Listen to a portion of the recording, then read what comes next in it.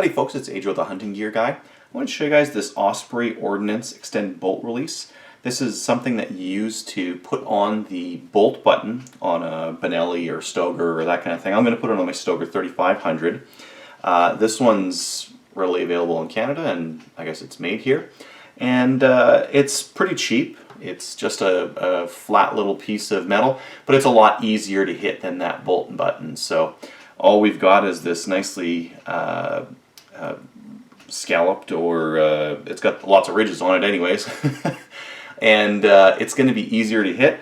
We've got that, we've got the screw. I know the screw is important to this because it's going to kind of act as a stop in there. So let's go ahead and install this on my 3500.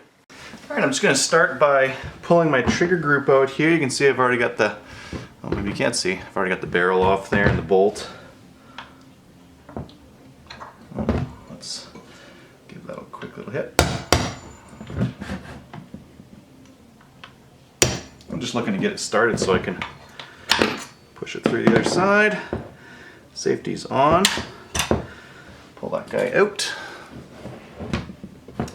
Now there's a little pin here, right there. You can see I've done a little bit of customization to my loading port.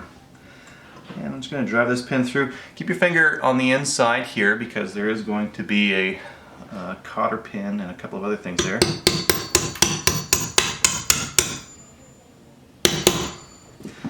Okay, my pin's kind of down here. Oh, I don't know if you can see it from there.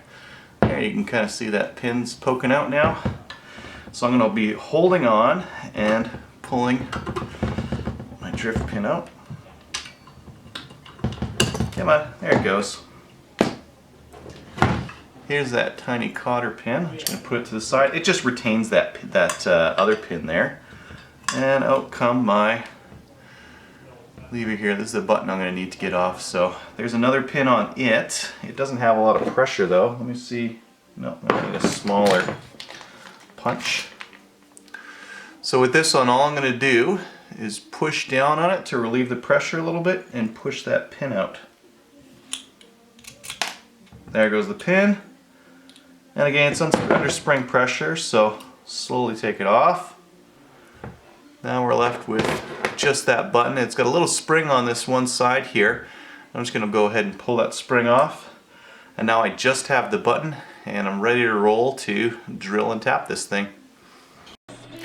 Now obviously a vise would be ideal here, but my buddy had his packed away, so we just ended up using his pliers to hold the button there. So keep in mind, try to use a vise there and use a drill press so you get a nice straight hole. Now when you're tapping the hole, again, make sure you take your time, do a really good job. Don't go too far in at one time or you might break your tap off inside the hole. Just take it nice and easy and do it right the first time. To reinstall, we're going to grab that spring that came out of the bolt button. We're going to pop that guy in there. Next to your shell latch, and just make sure that you've got it on the right spot there. Just pop it in. It should be a little bit springy. Just line up the holes, grab your pin, and it should just go right in there. It's not really a friction fit or anything, so if you push in on that button a little bit as you're going, it should go in there fairly easily, and just make sure that the pin is even on both sides.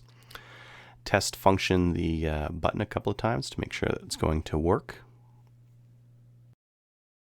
When you're reinserting, just grab your shell latch, that little clip there, put the clip in the slot that it's meant for, and all that clip is doing is just holding that pin in place. It's just so that it'll grab onto the little groove on the pin. Next up, you can throw your shell latch in there. Line up your holes, and when those holes are lined up, put the pin in. Now, if you feel any resistance at all, it's probably not in place, so you'll see me here just give it a little tap with the hammer, and when it doesn't go anywhere, I stop and realign. Once it was properly aligned, it should go right in, right? Now, because I've taken a little bit of material off, I need to adjust for length, so I'm just using a punch here to give me just a little bit more distance in there so I can seat it properly. You'll want to throw some Loctite on the threads of the screw because you don't want this thing coming loose in a competition, and because the screw is kind of small for what it's supposed to be doing here. So a little bit of thread locker isn't a bad idea.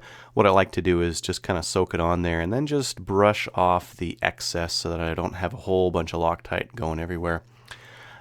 Grab the extended bolt release there, place it kind of where it needs to be, and keep in mind there's nothing keeping it to whatever direction you want to change it to. It's just this is pretty standard, so I would have it facing forward, and then go ahead and screw it in. If you've done a good job tapping your threads, it should go right in there and seat nice and firmly. Keep in mind, like, this is a little, like, the Allen head is kind of small, and that's kind of indicative of how much torque you're supposed to put on here, so don't put so much that you start to strip it.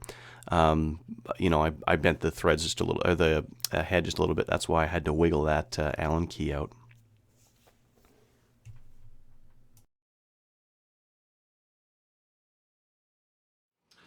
All right, it's been about a month since I've installed this extended bolt release, and I just wanted to talk a little bit about it, using it and that kind of thing.